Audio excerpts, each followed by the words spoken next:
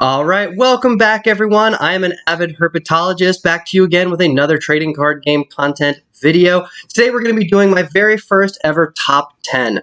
Now, keeping with the theme of doing a little bit self-indulgent content, I wanted to share with you guys my top 10 favorite Magic the Gathering cards of all time. Now, you might be thinking to yourself, well, what do I have to gain from learning your favorite top 10 cards? Well, I think talking about our personal favorite top 10 cards is things that we don't really do as trading card game enthusiasts enough.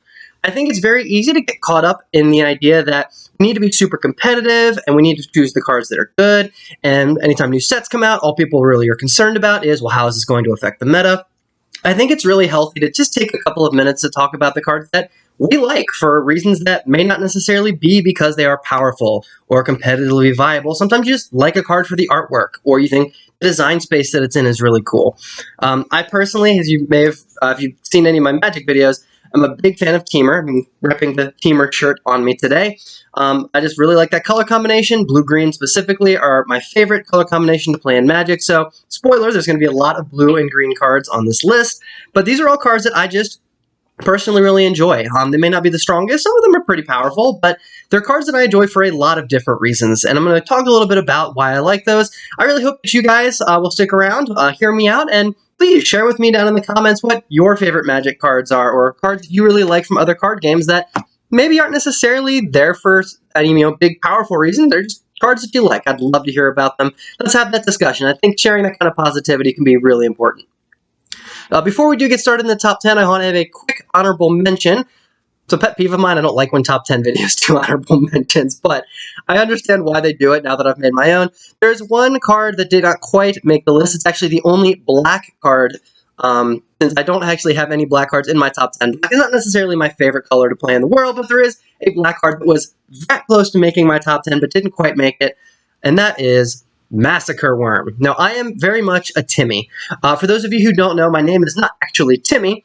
Timmy is basically a Magic the Gathering term.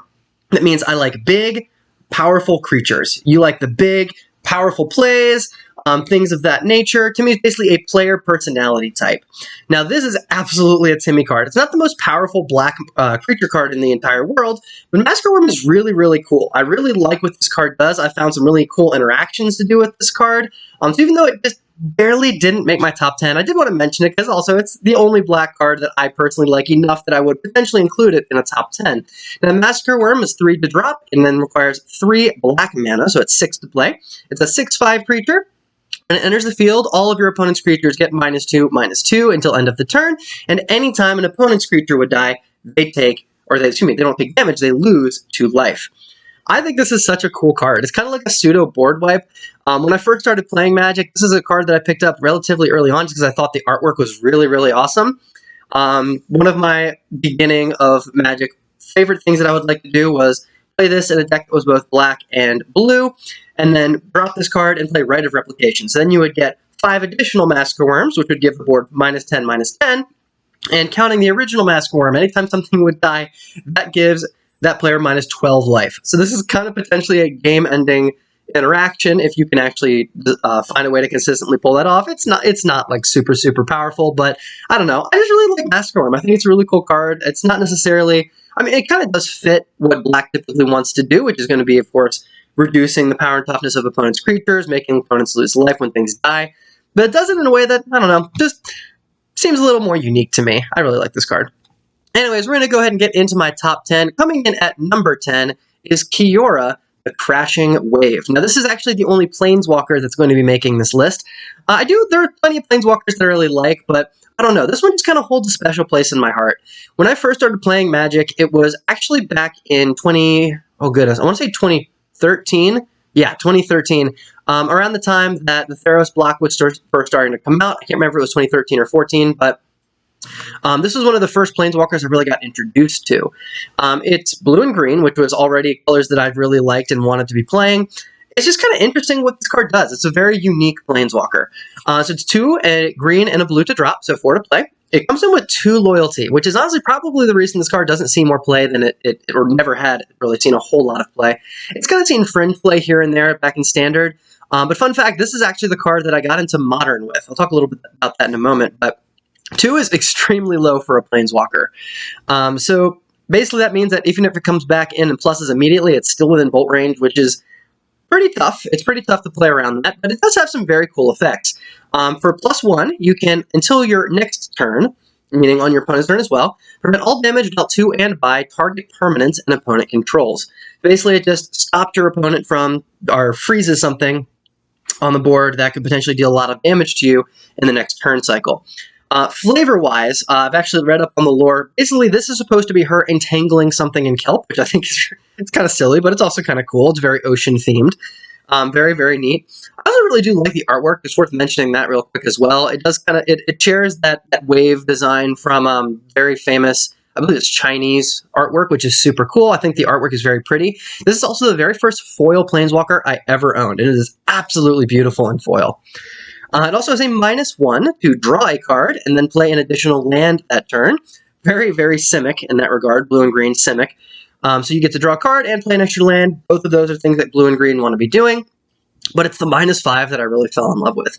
If you actually manage to get Kiora up to 5 and are able to use her ultimate ability, you get an emblem for the rest of the game that says, at the beginning of your end step, make a 9/9 blue Kraken creature token. When I was first getting into Magic, I first began around the Khans of Tarkir block. So I was, as I mentioned, was kind of playing around the Theros block and casually kind of playing up until that point. But when Khans of Tarkir came out, that was when I first actually started trying my hand at a standard format, actually doing constructed events. So what I ended up doing was building a Teamer beatdown list with the new Teamer support, of course, that came out in Khans of Tarkir, and I ran Kiora as a one-of just for the fun of it. And there were actually a couple games I got the ult off, and let me tell you guys, it feels so good to actually get a Kiora ult off. It is such a cool effect. Every turn you just get to slap down that 9/9 Kraken token. Oh, it's so awesome. Super, super cool effect. But anyways, as I was briefly mentioning earlier, so when Standard started to rotate and I started kind of losing interest in keeping up with that format, I wanted something more permanent, so I started trying to get into Modern. Now, when I build decks, I typically build around a specific card. So anytime I get a deck idea, I'm very much a brew guy. Like, I don't like playing established archetypes. I want to build my own kind of archetype, my own theme, and it usually starts with one card that I really want to see play. And in this case, the first card out of the 60 that I was building was Kiora. I wanted to find a way to actually play Kiora in Modern. Well, at the time, there was plenty of lists going around for different variations of Bant Turbo Fog. Now, for those of you who aren't familiar with Turbo Fog, because it's not really around, it's never really been around. Like, it's always been a very obscure archetype, but it's something that used to exist. I don't think it's really viable anymore just because I think Modern's gotten too aggressive for it, but basically, the idea of Turbo Fog is there's a 1-mana green instant spell called Fog that just prevents all combat damage dealt for the turn. And there's been tons and tons of retrains of that effect over the years. So basically, the way the deck works is you're stalling out. You are trying to make sure that they can't kill you through combat damage while establishing either planeswalkers on the board, really dangerous permanents that accrue value over time, could be potentially extra turn effects, all of these different things. Basically, you could slap down planeswalkers like Kiora, protect her with fog effects, and try to get to her ultimate to ultimately win the game. Now, the build that I wound up going with was not Bant. It did not include white, and it swapped the white out, of course, for red because I'm a Teamer stan. The deck was an absolute ton of fun. I wound up also using a single copy of Sarkhan Unbroken, 2 copies of Garruk Wildspeaker, and I think my favorite card to actually win the game with, I ran in that deck as the primary win condition, 3 copies of Talrand. If you're not familiar with Talrand, it's a 4-drop creature that anytime you cast an instant or sorcery, you make a 2/2 flying Drake creature token. It was a very fun deck. It was one of my friends once compared it to almost getting run over by Noah's Ark. He played so many different unique, like, fun creature tokens, like beast tokens, dragon tokens, Drake tokens, Krakens. It was, I miss that deck tremendously. Unfortunately, I just don't think it keeps up in the meta anymore. But if you guys are interested in hearing or seeing anything about what that deck looked like, I'll happily share it or maybe do a deck another day. But that was a ton of fun. And Kiora is always going to live on in my heart as probably my favorite Planeswalker. I just think this card is super, super cool, even though it's not super strong. Anyways, moving on to number 9, we are looking at Ice-Fang Coatl. Shocking, another blue and green card. Now, Ice-Fang Coatl, there's a lot of different things that I really like about this card. To begin with, it's a snake. channel name is Avid Herpetologist. I love reptiles. So when this card came out, I was already a big fan of it, and it was completely playable. I actually do like that this card is competitively playable and sees play in both Modern and Legacy. It is a green and a blue mana, so it's only 2 to play. It's a 1/1, but it has flash and flying, meaning you play it on your opponent's turn, and it does fly. When it enters, draw a card. Again, it's an effect I'm really a fan of. I love drawing cards. And it has Death Touch as long as you control at least 3 other snow permanents. This is a snow creature. So this is basically a side grade to a card called Baleful Strix. If those of you aren't familiar, Baleful Strix is a blue and black card. It's an owl. It's a bird that has the flying and Death Touch effects. Draws a card when it enters. It's still a 1/1. It just doesn't have flash. And in exchange for not having flash, it does not have the requirement for Death Touch. It just inherently has it. The reason that I think Ice-Fang sticks out so much to me is way back in the day. We're talking just before Modern Horizons. The first Modern Horizons set came out. I was really hoping for a blue-green card that could convince people to play blue-green competitively. I'm going to try to explain that as best I can. So, all of the 2-color combinations in Magic had at least a card that would convince you to play those color combinations, if not just to splash that card. I actually want to do a video about the cards that are reasons you would play a specific 2-color combination at some point, so I'll probably be working on that eventually. But basically what I mean is like red and white, for instance, Boros. Boros has Boros Charm. It has Lightning Helix. These are cards that you would want to play both colors in order to have access to. Any color combination that you can think of, there's going to be at least some 2-color card that would make you want to play those colors. Simic, unfortunately, hasn't had that, or really had, up until this point, had not had that. The only real example of a blue-green card that had kind of pushed its way into competitive play at that point, I mean constructive competitive play, was Shardless Agent. Shardless Agent was kind of pigeonholed, though, into a very specific shell. It wasn't a very broad card. So I wanted something a little more generic that could play in different kind of play styles, a reason to want to play blue and green together. Then Modern Horizons came out, and we got Ice-Fang Coatl. This card was exactly what I was looking for, because I'd always liked playing, as I mentioned, Temur in pretty much every format. This kind of gave a good excuse for playing Temur over Bant, or any of those other color combinations. Bant tends to be like the big side grade to Temur, is because you're trading things like Lightning Bolt for Swords to Plowshares, things like that. So there's usually not much of a reason to play Temur over this, or whatever the case may be, right? But this was finally an example of a reason to play blue-green. It kind of put blue-green on the map. Now, don't get me wrong, there were still blue-green decks going around, like, Temur Delver, but there wasn't specifically a blue-green card that those decks wanted to be running. This card came around, and then finally, that reason existed. I really love this card in particular. Like I said, I think the art is just phenomenal. I think it's an amazing angle. That is some scary looking teeth in that snake's mouth. I think everything about this card is super awesome. Now, unfortunately, after this card came out and kind of gave Temur some teeth, shortly after we got Oko, and shortly after that we had Uro.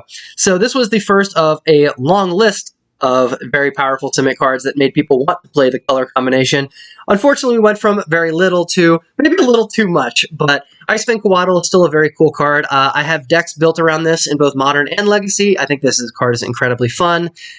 So yeah, that's going to be it for number 9. This is my big flying snaky boy. So we're going to move on to number 8, and that is Gishath, Sun's Avatar. Now this is also the only white card on this list, and it is the first of the red cards. This card is it's everything that I love for the Commander format. When this card got spoiled for Ixalan, which is one of my favorite sets, I think it's probably my second favorite set behind Ikoria, again, like the big scary creatures. This got spoiled, and I just thought to myself, this is exactly what a Naya Commander should be. It is everything that a Naya Commander should have. It's big, it is scary, it is an inevitable clock, it's fast. It is just so cool. And the fact that it was a dinosaur on top of that, oh my goodness. I mean, hold me back. Like, there was no chance I wasn't going to build this card when it came out.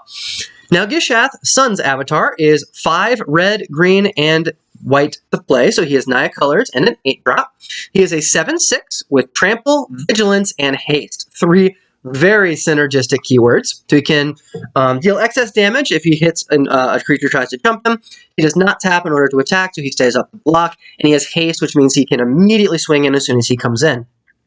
Now his effect is whenever Gishath's son's avatar deals combat damage to a player, reveal that many cards from the top of your library and put any number of dinosaur creatures from among them onto the field and the rest on the bottom of your library in any order. So he comes in for 8, he smashes in for 6 damage. Depending on how much gets through, you'll reveal that many, and you just throw as many of those dinosaurs as you want right onto the field. This card is so cool. I love freaking big dinosaurs. Like, he's so awesome. Like, anyone who knows me in real life, this is not a shock in any way, shape, or form. This card is just so cool. I mean, look at the art. It's beautiful. It's scary. It's intimidating. The color design they gave him is absolutely phenomenal. Another card that I picked up a foil of as soon as I could when it came out. It is beautiful in foil. It is one of my favorite commanders. This card is absolutely fun. Now, to be fair, when I do build this commander, he usually doesn't stay together too terribly long. There are some really cool ways to build dinosaurs, but the problem is dinosaurs right now are pretty confined, I guess is the best way to put it. There's not a lot. Now, thankfully, Wizards keeps putting out more dinosaurs in new sets, so it's becoming a little less same dinosaurs every single game, which is nice. That's kind of the direction I like that it's going in. And I also like the Enrage mechanic. I think building around Enrage is probably the most fun way to build this deck because there's so many ways to do it. But it is unfortunate that dinosaurs, unfortunately, have a very limited card pool, which means the deck can feel very samey. You're going to see the same dinosaurs pretty much every game, and that can get boring kind of fast. So even though this card itself is super awesome, and I love playing it as a commander, usually when I do build it, he stays together for a little while, but he does end up coming back apart eventually in favor of something that might be a little more diverse or different. But Gishath has definitely earned its spot on my top 10 favorite Magic cards. I just think this card is super, super awesome. Very, very fun. If you've ever played against it in EDH, you probably know how scary this card can be. Giving it double strike can end the game incredibly fast. So moving on to our number 7, we are going to talk about Dark Depths. Now, this is the only land that has made my list. As a disclaimer, lands are actually my favorite part of Magic.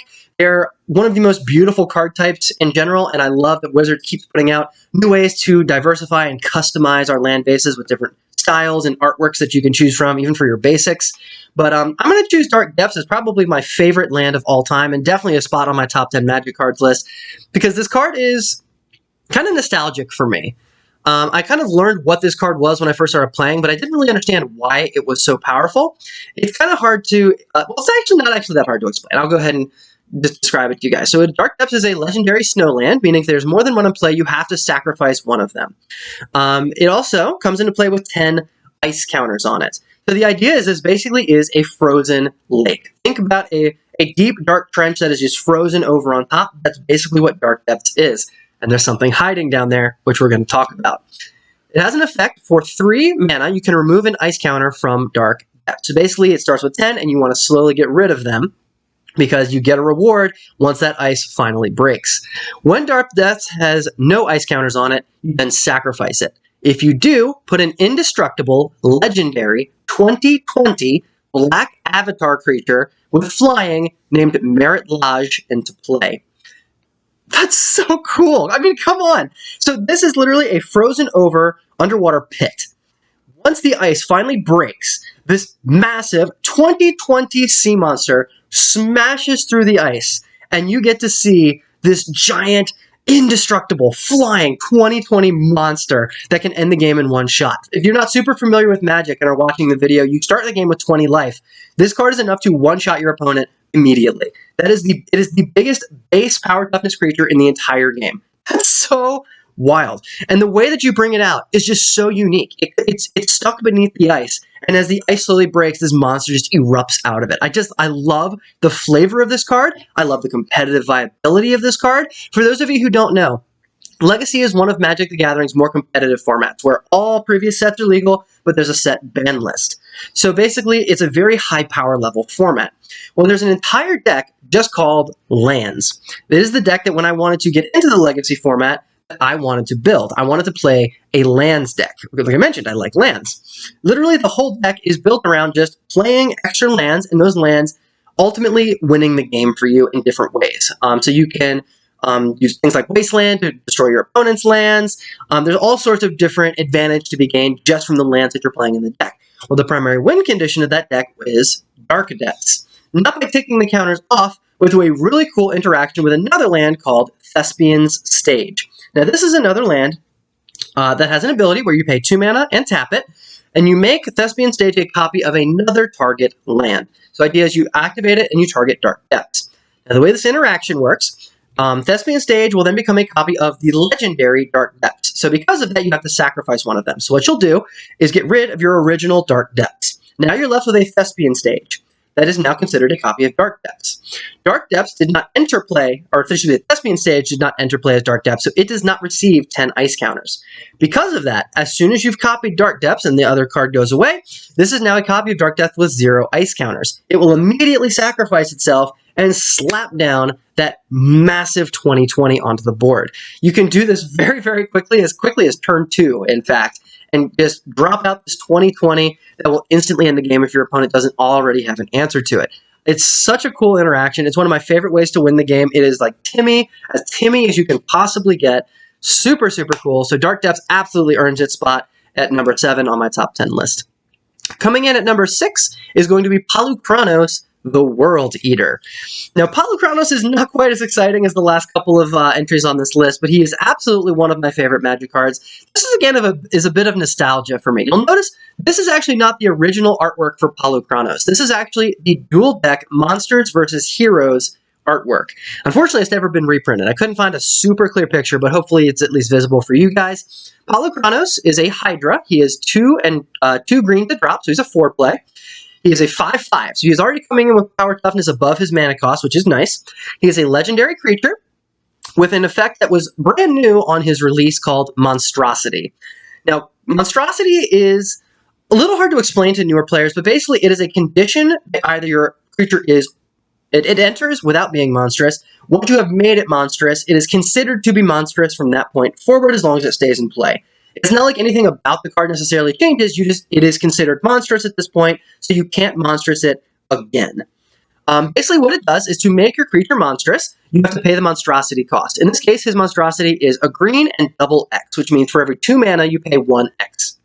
If this creature isn't monstrous already, put X +1/+1 counters on it, and it becomes monstrous.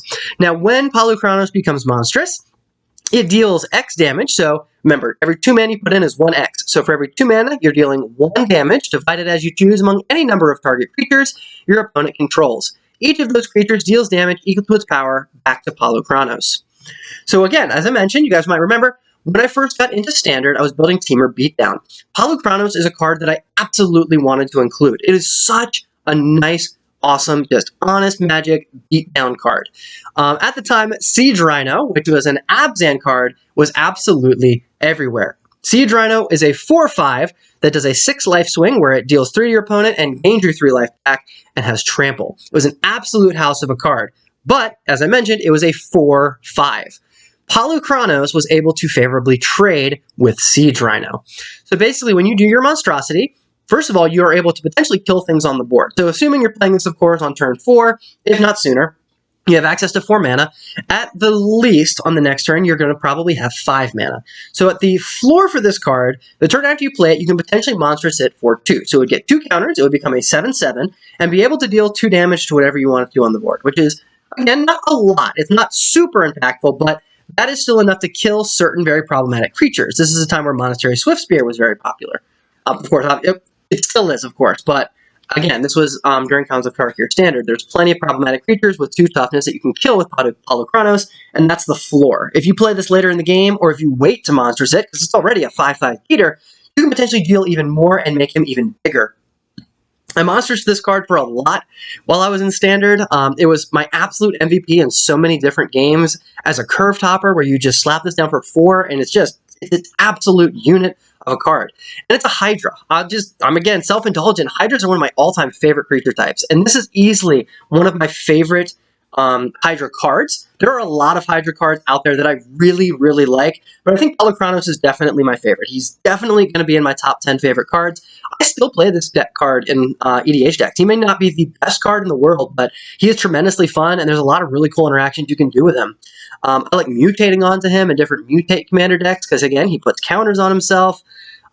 like I said, there's a lot of fun interactions you can do with this. It's a very honest, very straightforward Magic card, so he has earned his spot at number 6. We are now coming into my top 5 favorite Magic cards, and the number 5 is actually going to be the first spell on this list, Mystic Reflection. Now, this one may come as a bit of a surprise. You may have noticed a theme with a lot of the other cards. Mystic Reflection doesn't necessarily fit the mold, but it is easily one of my favorite cards in all of Magic. This card is very diverse. Like, it doesn't read super powerful, but take my word for it, if someone's been playing it in EDH since it came out, this card is so awesome. You can do so many cool things with this, and it catches your opponent by surprise every single time. Mystic Reflection is 1 in the blue. It's a 2-mana instant. When you cast it, choose target non-legendary creature in play. The next time one or more creatures or planeswalkers enters the field this turn, they enter as copies of the chosen creature instead. It also has a foretell cost, which means you can exile it from your hand face down for a generic cost of 2, and then after the turn that you do that, you can play it for just 1 blue anytime. So basically, if you want to just kind of bank this card for later, you can play it face down for 2 mana, and then play it for a single blue mana later on. I don't think I've done that even once necessarily, but even still, I do absolutely think that just playing it for 2 is easily worth for that effect. If you're having a hard time wrapping your head around what this card does, or maybe you've already seen this card in action and you know where this is going, this card is both an offensive bomb and a defensive fortress. It does so much. It is an incredibly diverse spell that I play in almost every single one of my blue decks. This card is just, it's so good what it can do. As a point of an example, one combo that is known for this card involves the card Avenger of Zendikar. If you're not familiar with Avenger of Zendikar, what that card does, it is a 7-drop to play, it's a 5/5 when it enters, but when it enters, it makes tokens equal to the number of lands you control. So it's very famous for making a big board state instantly, kind of like a board state in a can, pretty much. Well, what you do is you cast the Avenger of Zendikar, or you do something to cheat it in play, but before it enters, you cast Mystic Reflection. Or no, sorry, I misspoke. So the Avenger of Zendikar enters the field. Its effect then goes on the stack to make its tokens. And before those tokens enter, you cast Mystic Reflection, choosing Avenger of Zendikar. So let's say that you have, let's just say you're, again, floor here. Let's say you played your Avenger of Zendikar with 7 lands. So those are the only 7 that you have. Avenger of Zendikar enters, it tries to make 7 tokens. Then we cast Mystic Reflection. Instead of making 7/0/1 plants, you are now making 7 more Avenger of Zendikars. Each one of those 7 Avenger of Zendikars then makes 7 tokens. Do the math for you. That is 49 plant tokens that each will be getting 8 +1/+1 counters every time you play a land. That is game-ending, and it doesn't involve Craterhoof Behemoth. Mystic Reflection has a lot of interactions like that. Even without that, let's just say that you are going to be playing a creature, and your opponent has something big in play, Consecrated Sphinx. You can just make a 1/1 creature, like play a Llanowar Elves. In response to the Llanowar Elves, you cast Mystic Reflection. Now that Llanowar Elves is the scariest thing that's on the board. By contrast, if you want to use this card defensively, let's say your opponent is casting that Consecrated Sphinx I just mentioned, and you don't want them to have that. Or let's say they're casting their commander, and the commander can potentially end the game. You cast Mystic Reflection. Now, Mystic Reflection says no matter when it enters, as long as you're choosing a non-legendary creature on the field, whatever's entering becomes a copy. So let's say that they're playing their biggest bomb, Progenitus even. You choose a 1/1 soldier token on the field. Well, that 10 mana, 10/10 protection from everything. That Progenitus, it's just a 1/1 and now it has no effects. And they have no way to get rid of it unless they choose to remove it from the board. Now they have to block with it, whatever the case is, they have to do something to get it off the board or it is stuck there as a 1/1. It's so funny. It will absolutely just block the biggest, scariest plays you can imagine. It's such a diverse card. I feel like people just don't respect that this card exists. They never see it coming. And of course, even as fun as that effect is, you know I gotta give credit to that artwork. It's sharks. Guys, for those of you, again, who know me in real life, I love marine life, and this artwork just hits home. I mean, beautiful. It's kelp forests, a pair of what looks to be great whites. Such a cool card, and like I said, it's so diverse. You will never be sad to see this card in your hand. No matter what the board state is, this card can potentially do things for you. It's super cool. If you've never tried it out before, highly recommend. Just to be clarified, I'm talking about EDH, not 60 card formats, but if you are an EDH player and you're looking for a fun, splashy blue spell, play this card. You will not regret it. My number 4 favorite Magic card of all time is Arixmethes, Slumbering Isle. This is another card that is slipping right back into that Timmy theme again, but this is probably one of the more unique, big, scary creatures you'll find out there. You're starting to probably notice the theme. I like big sea creatures. Now, Arixmethes is 2 green and a blue to play, so it's a 4-drop. It is a 12/12, so that is way above par for the amount of mana that you're paying into it, but it costs that much for a reason. While Arixmethes is in play, first of all, it enters tapped, and it enters with 5 slumber counters on it. So when you're playing this, it will come in automatically tapped, which does matter because of its other effects. While it has a slumber counter on it, it's not a creature, it's actually a land. Now that already is super flavorful. So basically this is a big sleeping kraken. You can see in the artwork that its back is literally just an island. But this is not any island. This island is literally built. You can kind of see there's like, over here you can kind of see that there's like civilization. There's like, you know, buildings and things back here. It's like people have actually built and live on this island. But oh my gosh, the angle of the art is just incredible. It's just like Dark Depths where you can just see this big, scary monster just dwelling beneath the waves. You see these giant pincers. I don't know what it is. It just pumps happy chemicals into my brain looking at this art. It's so cool. So cool. Now, while it is a land, meaning it is not a creature, it is asleep, and it has these slumber counters there. Anytime you cast a spell, you remove a slumber counter from Arixmethes. Now, as I mentioned, you are only a land while it has those slumber counters. So basically, as things happen above it, as spells are being cast, as magic is occurring, you're slowly stirring the monster below the waves until finally that last slumber counter is removed and the monster erupts out of the ocean as a 12/12. So cool. Now, this card actually does tap for mana at all times, so even while it's a land, it is still doing something for you in play. It has an effect where it can just tap to add a green and a blue. Again, it's such a nice little payoff while you are working towards getting this card to actually wake up. So you play it for 4, but it taps for 2 mana. Now, because it does come in tapped, you cannot tap it for mana immediately. So you're not paying it back the turn it comes in unless you're playing something like, a good example is like Amulet of Vigor. You can't, unless you're playing like something like that, you can't tap it immediately when it enters play. But as long as you get past that first turn, it gives you 2 mana. It's basically a mana rock until it awakens. And even then, even while it's a 12/12 body, it still has the option of making 2 mana. Now, there's lots of infinite combos you can do with this. Cards like Pemenzora and Free from the Real automatically give you infinite green mana just by equipping them to this. You can pay a blue to untap it. So you basically tap it for green and blue, use the blue to untap, make another green and blue, untap, and you do that infinitely for infinite green manas, which is kind of neat, but honestly, that's not even the reason I like this card. It is super powerful, very, very strong. I play this in, again, a lot of my different blue and green EDH decks. I just love the flavor. This is like one of the most flavorful cards I've ever seen. It's just so cool. And I mean, I didn't even mention it before, but if you see the island, you can also see there's little boats that are riding just above the sleeping monster. Like, oh my gosh, I just love everything about the artwork of this card. I think it is just absolutely immaculate. And just to mention, since we talked about it a little bit earlier, I neglected to mention the art on Dark Depths. You can see the giant sea monster below the ice here as well, kind of frozen down there. All the tentacles coming off. There's just something about that, seeing what lies beneath it, I just find so wild. I know I just kind of tipped my hand for number 3 there, so we'll go ahead and move on to my number 3 card of all time. That is Thing in the Ice. When this card got spoiled, I was over the moon excited to play it. So this is, it's a lot. Let me go ahead and just explain all, because it's got a lot of the different effects. So it is 1 and a blue to play. It is a 0/4 creature.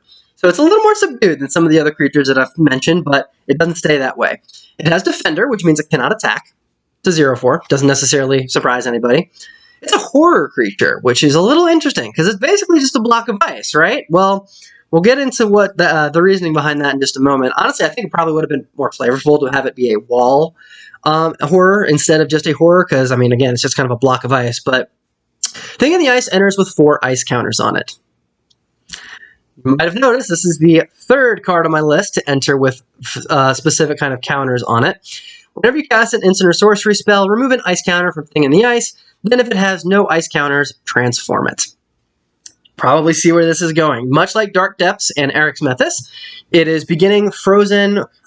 It's beginning frozen in a big chunk of ice, but as magic is cast, the ice slowly begins to crack, the creature thaws out, until you're left with the backside of this card, which is Awoken.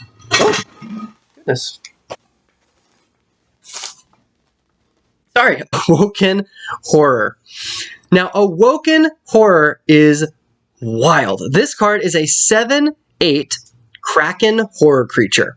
When this card transforms into Awoken Horror, return all other non-horror creatures in play to their owner's hand. So you are flipping a 0/4 defender into a 7/8 beatstick that also wipes the board when it happens. This card is nutso. I love this card. This is one of those cards that as soon as it got spoiled, it got my brewing senses tingling, and I wanted to build around this card. I wanted to build so bad around Thing in the Ice. There's a few problems that I think keep this card back from being super competitive, and I'm sure everyone watching this video, if you're familiar at all with Magic, you probably know what those reasons are. Thing in the Ice is unfortunately just very slow. It is a 0/4 and it only costs 2 mana, so which means it is susceptible to a lot of removal, and you have to really work to get to actually getting your Thing in the Ice flipped into an Awoken Horror. A lot of draw spells like cantrips are really great to kind of keep your tempo going while you're trying to get there. The problem is your opponent can just sit and watch and let you do whatever you want until you are ready to remove that 4th ice counter, and then respond and kill it in response to that trigger, which really stinks. And unfortunately, now there's a lot of other removal spells that punish creatures for having low converted mana cost. Shortly after this card was printed in Shadows over Innistrad, right after that we had the Kaladesh set, which introduced Fatal Push. Fatal Push was kind of like the nail in the coffin for this card's competitive viability. 1 black to kill it just kind of on the spot, even once it's flipped. That's pretty painful. When this card's flipped, obviously, you're still keeping that low CMC, which means it's still vulnerable to a lot of those low to the ground, like destroy something with a mana cost of this or below. It dies to all of those, even as a 7/8, which really is unfortunate. If you can actually find a way to successfully build around this and protect it, it can absolutely win the game for you. But unfortunately, it is a little too vulnerable for competitive viability. But once again, flavor on this card is it's just an absolute win. I think this card is so cool. The artwork, again, is absolutely beautiful, where you have this big chunk of ice being towed into port by a ship, and then it erupts from the ice. It's just this big arthropod, lobster, crab monstrosity that's just wrecking those ships. I think it is so cool. So that's going to be my number 3 favorite card, Thing in the Ice. It's just been one of my favorites for a while. I finally picked up a foil of this card not too long ago. I do play this in EDH and a couple of decks, but this one's definitely a little more build around than some of the other cards where you're wiping the board even of your own creatures. So you really do need to have a good deck built around this if you want to not wipe your own board as well. Moving on to my number 2 favorite Magic card of all time. It's another legendary creature, and it is Xyris, the Writhing Storm. I mentioned Ikoria is my favorite Magic set of all time. This is one of the reasons why. First of all, Ikoria was another set built around the enemy shard colors, so Temur was again getting a lot of support, and this was like the coolest legendary creature I think I had ever seen in my life. I mean, this card is wild. So Xyris is 2 green, blue, red to play, so he is Temur colors plus 2 more. He's a 5-drop. He's a 3/5, which is interesting. You don't see that kind of stat spread super often. He has flying. Whenever an opponent draws a card, except the first one they draw in each of their draw steps, so when they draw for turn, that doesn't do this, but any other time they draw, create a 1/1 green snake creature token.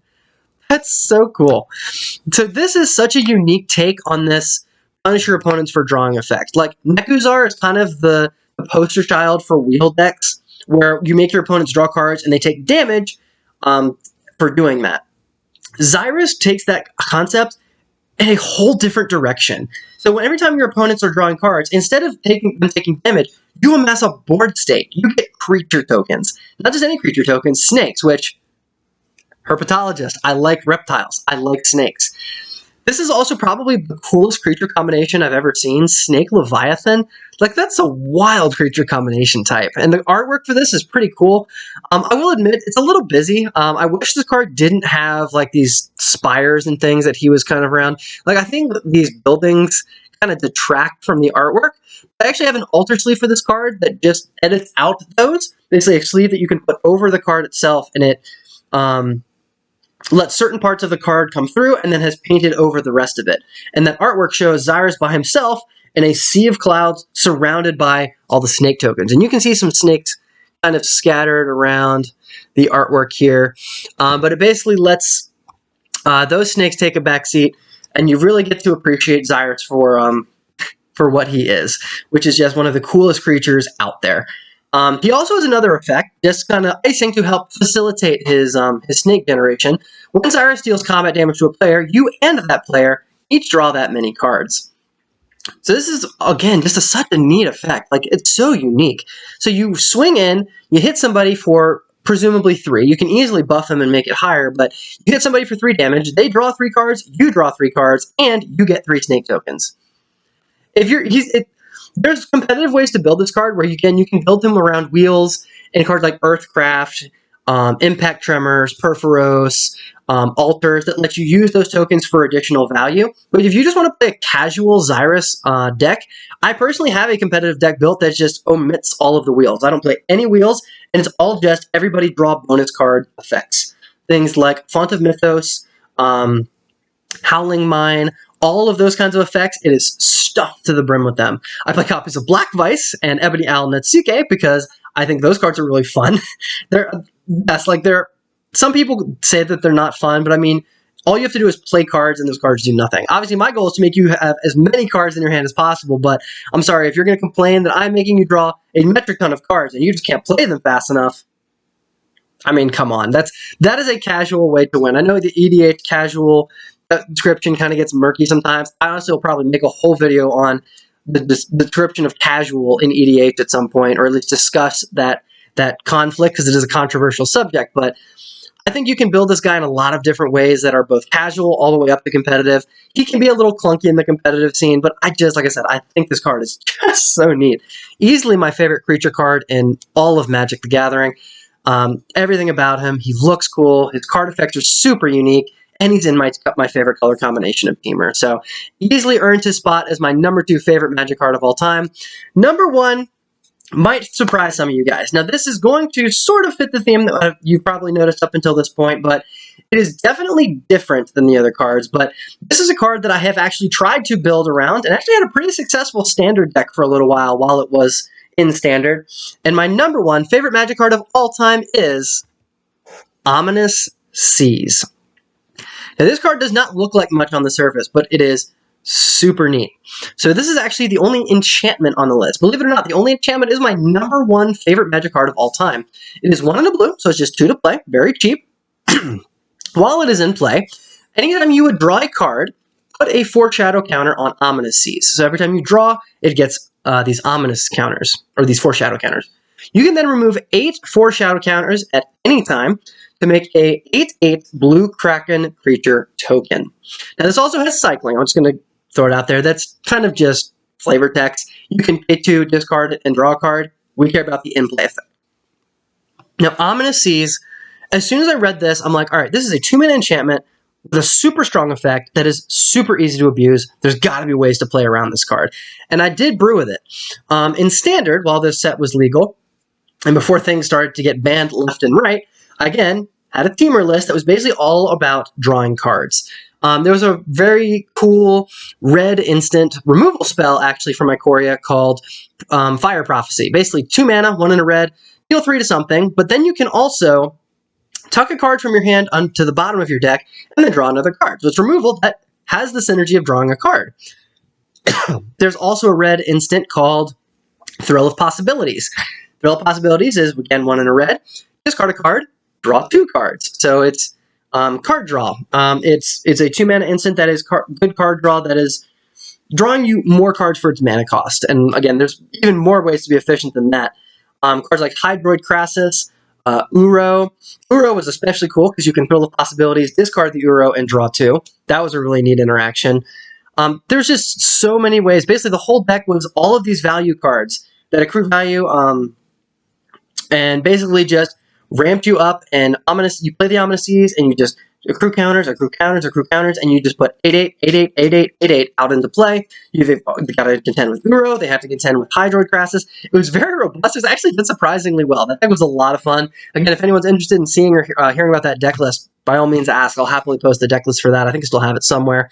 But that deck was a ton of fun. But really what I wanted to see was this card do well in Eternal formats. So what I wound up doing was taking this card into Legacy. Now, Legacy has some of the most powerful Magic cards in existence. Of course, there's still a ban list, but there's still a lot of cards that abuse the living daylights out of this card. What I wound up creating was this awesome brew that was just blue and green, and it was just built around Ominous Seas and another 2-mana enchantment called Stand Still. Now, if you're not familiar with Stand Still, I'll explain it. If you are familiar, you're probably excited right now. Stand Still, there's a very passionate player base around playing this card. Basically, there's an archetype, it's kind of rogue, called Land Still, typically, where Stand Still is a 2-mana blue enchantment where the next person to play a spell sacrifices Stand Still, and all of their opponents then draw 3 cards. So you play Stand Still, and you're going to be playing things that you can bring into play without actually having to cast them. Whether that be cycling things like Charged Tornado or Eternal Dragon, or using man lands such as Mishra's Factory. Whatever the case is, you're going to be doing things that don't involve casting spells, so your opponent has to be the one to crack your Stand Still. When they cast their next spell, that goes away, and you get to draw 3 cards. That's already 3 counters for your Ominous Seas if this is in play, but even without Ominous Seas in play, that's a +3. You just drew 3 cards for basically just doing nothing. It's 2 mana. On top of that, in blue and green, you get cards like Brainstorm. Basically the best cantrip. For 1 mana, you draw 3 cards. Now, you have to put 2 back, but Ominous Seas doesn't care if you put them back, as long as you've drawn 3 cards. You get 3 counters for 1 mana. You also have Jace the Mind Sculptor. For every turn, you can use that same effect. Draw 3, put 2 back. Again, you're only going +1 in advantage, but you drew 3 cards to get there, and that ramps Ominous Seas super, super fast. Another card that goes really well with this deck, of course, Uro is another one, but Sylvan Library. Draw 3 cards, then pay for life or put 2 of them, or put them back. All of these cards that basically can go either 0 or just small pluses in card advantage that are still going through the action of drawing extra cards and stacking Ominous Seas so fast, to the point where you are almost getting a free Kraken every single turn without actually losing any card advantage. The deck was so fun. Of course, it wasn't, top tier or anything like that. It was basically just a spicy homebrew, but oh my goodness, this card is just so neat. There's so much to do with it. There's combos like with Greater Good, where if you sack a creature, you draw cards equal to its power and then discard 3. So you sack an 8/8, get 8 counters, sack an 8/8, get 8 counters. This lets you loop through your entire deck all at once, or get infinite draw triggers, depending on what you want to do. Oh my goodness, this card is just, it's an incredible amount of fun. Like, I can't talk about this card enough. It is by far my favorite Magic card of all time. I love the design space. The artwork, again, is just flawless. You can just see the top. When you see the tokens, this is the top of the Kraken token that you would be ultimately getting. But it just basically looks like this twisted pile of spiky rocks in the middle. There's these churning waves echoing out from it. Oh my goodness. And the name Ominous Seas to go right along with that artwork, it's just perfect. All right, guys. Well, that's going to do it for my top 10. I know this is probably a long video. If you guys have stuck around this long, I greatly appreciate it. I really think it's, like I said, I think it's really important that we as card players remember that it's not always about winning sometimes. Sometimes you just want to sit back and just talk about the things about the game, the aspects that make you happy. Talk about your favorite Magic cards with each other. I think that is just, it's a great way to bond with other players. You get a good feel for what kind of player, like what they like to be doing, what colors they enjoy. You get to kind of know their personalities a little bit through talking about favorite cards. I think having that conversation with other people is super important. It's a great way to kind of get to know the people that you're actually playing with. I plan on doing more top 10 videos like this. I've already got a top 10 favorite Yu-Gi-Oh cards video written out. I'm trying to get one for Digimon too. I know a lot of my audience are Digimon players. I'm having a hard time actually finding a top 10 for my Digimon thing. As much as I love the game and I love the interactions and the gameplay style, I feel like actually picking out cards that I like for specific reasons is a little more challenging. And I'll be honest with you, the more I go through it, I'm realizing most of my favorite cards are all black. And Digimon, all of my favorite cards are black. Ironic, considering that black is my least favorite color in Magic. But anyways, that's it for the video. I want to thank you all again for sticking with me if you're watching this late into the video. Hope you guys enjoyed. If you did, feel free to like and subscribe. I'm going to keep making card game content because it's a lot of fun. I'm having a blast. You guys seem to be enjoying it too, so I'm going to keep doing it. So thank you all once again for joining me. Once again, I'm an avid herpetologist. I hope you have a great rest of your day. Enjoy your Labor Day weekend, and I will see you guys next time.